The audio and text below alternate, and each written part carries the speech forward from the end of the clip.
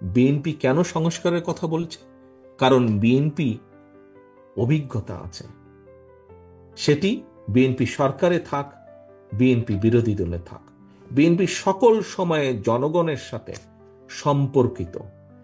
হতে পারে আমাদের বিভিন্ন সীমাবদ্ধতা আছে, কিন্তু আমরা সকল সময় চেষ্টা করি জনগণের সাথে থাকতে, জনগণকে সাথে রাখতে। সে কারণেই আমরা কষ্টের সময়, নির্যাতনের সময় আমরা সংস্কারের কথা বলেছি। কারণ আমাদের অভিজ্ঞতা দিয়ে, সবকিছু দিয়ে আমরা অনুধাবন করেছি, অনুভব করেছি যে এই দেশের মানুষের ভাগ্যের পরিবর্তন করতে হলে সংস্কারের প্রয়োজন আছে। ক্ষেত্র বিশেষে বিভিন্নভাবে সংস্কারের প্রয়োজন আছে।